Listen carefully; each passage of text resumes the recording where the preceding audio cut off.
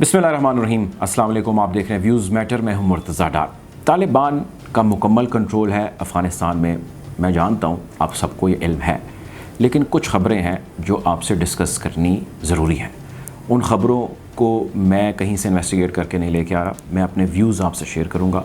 वो ख़बरें multiple platforms पे आती हैं। हमारी कोशिश, हमारी पॉलिसी यही है। ख़बर जो आपको आज देने जा रहा हूँ वो ये है कि तालिबान के बारे में रिपोर्ट्स आ रही हैं कि वो हज़ारा कम्युनिटी के गिर्द घेरा तंग कर रहे हैं। और अब से 2 रोज़ कबल जब ये वीडियो मैंने आज अपलोड की है, 14 हज़ारा कम्युनिटी के मेंबरान को कत्ल कर दिया गया है, उनको मार दिया गया है।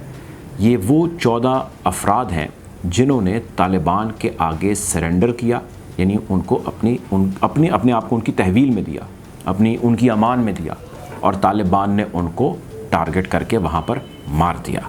ये ख़बरें रिपोर्ट हो रही हैं। इस हवाले से अब्दुल गफ़ूर, जो director Afghan migrant advice and support है, यानी जो इस कंसर्न्ड अथॉरिटी का अफ़गानिस्तान की एक एडवाइज़र है, ये आप उसकी स्टेटमेंट और पहले बयान सुन लें, फिर बात करते हैं। Today, 14 Hazara men were brutally massacred by the Taliban, despite the fact that they have been telling, okay, amnesty for all, but there is no amnesty for no one, to be honest with you. They are going after the journalists, they are going after the activists, after the people who are in the governments. So yeah, there's only hopelessness left for those who have been left behind. ये आपने इनकी statement और बयान सुना। एक western media से ये गुफ्तगू कर रहे हैं और उसको बता रहे हैं कि अफ़गानिस्तान के अंदर हज़ारा कम्युनिटी के हालात खासे मखदूश हैं। अफ़गानिस्तान के अंदर तालिबान सहाफ़ियों, हज़ारा कम्युनिटी और बहुत सारे ऐसे लोग जो उनके ख़याल से या उनकी सोच से, अफ़कार से, उनकी सपोर्ट से हट रहे हैं, उनके ख़िलाफ़ बरसरे पेकार हैं। ये बात आप कर दें साइड पे। 2 चीज़ें और बताता हूँ। एक रिपोर्ट मैंने आपसे शेयर की थी कुछ रोज़ कबल, और वो रिपोर्ट थी यूनाइटेड नेशन ह्यूमन राइट्स की चीफ़ मिशेल, गालिबन उसका नाम था। उसने एक रिपोर्ट सबमिट कराई थी। इस हवाले से हमारी वीडियो मौजूद है, अगर आप इस लिंक पे क्लिक करेंगे तो आप इसकी डिटेल में जा सकेंगे।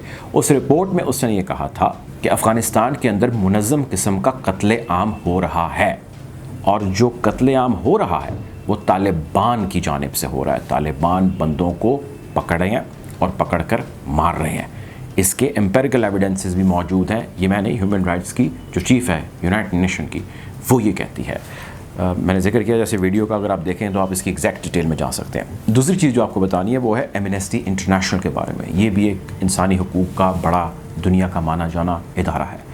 वो भी ये कह रहा है कि तालिबान घेरा तंग कर रहे हैं हज़ारा कम्युनिटी के ख़िलाफ़। अब से कुछ ही हफ्तों कबल हमले किए गए और कुछ हज़ारा कम्युनिटी के लोग मारे गए।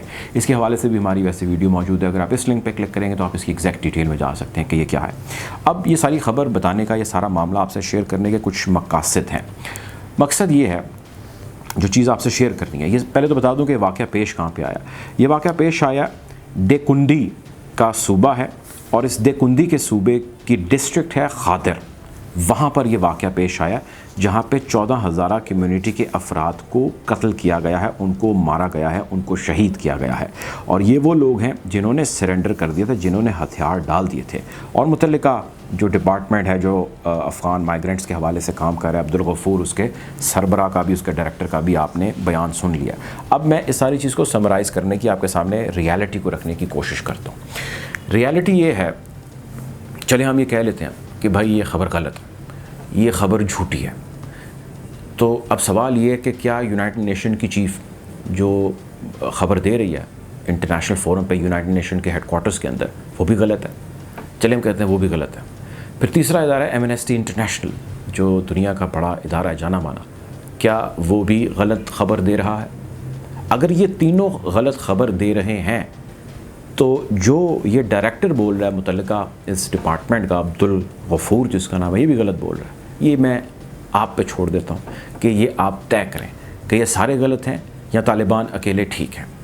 मैं ये नहीं कहता कि ये तालिबान की ग्रेटर या ग्रैंड या वज़ा करदा पॉलिसी है कि आप यूँ कत्लेआम करें हज़ारा कम्युनिटी का, या अफ़गानिस्तान के जो फ़ौजी पकड़े उनको यूँ कत्ल कर दें।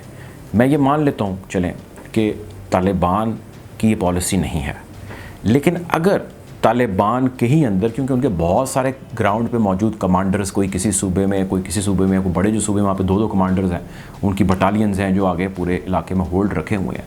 اگر آپ کی فوج میں، اگر آپ کے لشکر میں آپ کی بات کوئی نہ مانے، آپ سپہ سالار ہیں اور آپ کا کوئی کمانڈر خود ہی ایکشن لے لے اور لوگوں کو یوں مارنے لگ جائے، تو وہ یقینی طور پہ اپنا آبجیکٹیو تو اچیو کرے گا، لیکن آپ کے بہت سارے آبجیکٹیوز ہیں جن کو وہ فارغ کروا دے گا، وہ آپ کو فارغ کروا دے گا. یعنی کہ ایک کمانڈر آپ کی بات، آپ کمانڈر کی بات ہی نہ کو مانے، کیسے ممکن ہو سکتا ہے؟ سالار کی بات نہ ماننے کے بغیر معاملہ چل نہیں سکتے.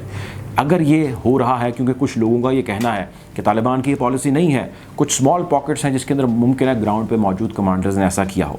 میں نے ذاتی طور پہ واٹس ایپ پہ سہیل شاہین صاحب جو ترجمان ہے طالبان کے افغانستان میں، ذبیح اللہ بھی ہیں، سہیل شاہین بھی ہیں، دونوں ہیں. سہیل شاہین سے میں نے واٹس ایپ پہ اس کے حوالے سے انفارمیشن لی، جس سے وہ میرے ساتھ کورسپونڈ کرتے ہیں. ان سے میں نے پوچھا کہ جی یہ خبر درست ہے یا نہیں ہے. انہوں نے اس کے اوپر مجھے جواب نہیں دیا. جب آپ جواب نہ دیں تو پھر صاف جواب ہوتا ہے. بہرحال میں مورد الزام نہیں ٹھہرا رہا، لیکن آپ کے سامنے حقائق رکھ رہا ہوں کہ یہ چیزیں ہیں جو آن گراؤنڈ موجود ہیں اور ہمارے سامنے آ رہی ہیں. اس کو بہت ہڈن رکھا جا رہا ہے کیونکہ میڈیا کے اوپر کافی زیادہ چیکس اینڈ بیلنسز اور کافی زیادہ نظریں جمائے رکھے ہیں بہت سارے طالبان کے موجود وہاں پہ کارکنان، جن کی ڈیوٹیز اسائن ہیں، جو کہ میں ایز اے فیکٹ بھی جانتا ہوں. اگلی چیز یہ ہے کہ اب ہم اس کو سارے کو سائڈ پہ کر دیتے ہیں. ہم کہتے ہیں کہ جی یہ طالبان نے نہیں کیا، یہ ان کا عمل نہیں ہے.